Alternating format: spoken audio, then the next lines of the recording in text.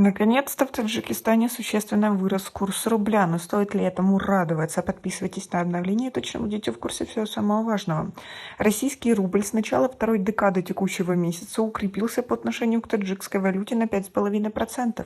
Официальный курс рубля к самани, устанавливаемый Национальным банком Таджикистана, на ежесуточной основе повысился со 109,9 самани за 1000 рублей 11 октября до 115,9 самани на сегодняшний день. Соответственно, примерно на таком же уровне изменилось соотношение рубля к самани в пунктах обмена валюты банков со 110 самани покупка, 112 продажа на 11 октября до сегодняшних 116 покупка, 118 самани продажа за 1000 рублей.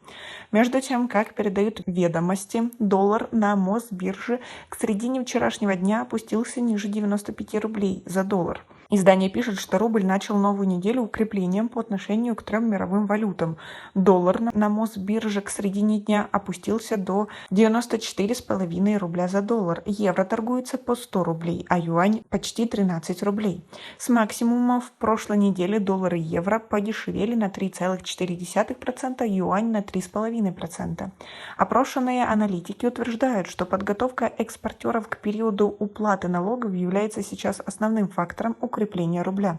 Поддерживает российскую валюту и новые требования об обязательной продаже валютной выручки экспортерами, отмечает аналитик цифроброкера Даниил Болоцкий. Напомним, президент России Владимир Путин в начале октября подписал указ об обязательной продаже валютной выручки. Кроме того, ведомости со ссылкой на аналитиков отмечают, что рост цен на нефть остается одним из ключевых факторов для укрепления рубля.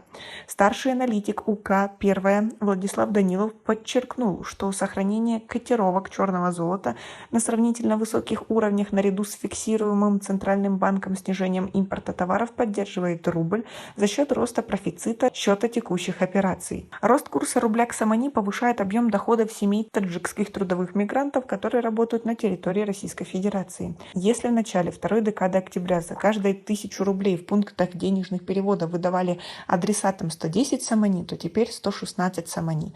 По различным данным, на территории России проживают и трудятся около 1,5 миллиона граждан Таджикистана.